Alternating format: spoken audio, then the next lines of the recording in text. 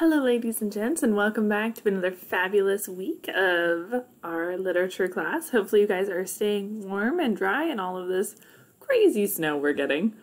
I have not had to go to the gym for the last couple days because I'm getting so much workout just shoveling snow and hauling small children up hills on sleds. So, fun, good times had by all.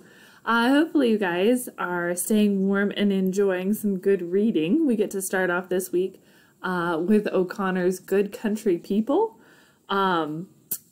This is a fun story. It sets a very interesting tone. O'Connor does something called Southern Gothic, is kind of the style in which she works. So she's got some humor in there, but it's kind of dark humor. Oftentimes this kind of humor is referred to as gallows humor. Taking a situation that would not otherwise be funny and adding a little bit of humor in, but it's kind of that dark, twisty sort of humor. And so in Good Country People, we've got some interesting things going on. We've got some irony, specifically in the title of the book. Are these people indeed good at all? We have a crazy Bible salesman. We've got a lady with a wooden leg. Like, there's so much going on in this story. I hope you guys really enjoyed it. You have some notes due today, and I'm looking forward to seeing what you kind of thought of the story.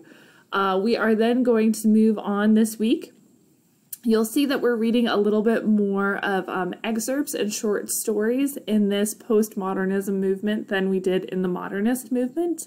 Modernism, of course, spanned the whole spectrum of poetry and plays and short stories and novels and all of that. But we had so many authors I wanted to discuss in modernism.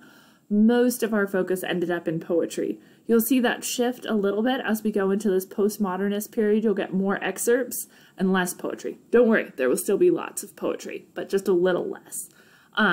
So you read a short story by O'Connor, Good Country People.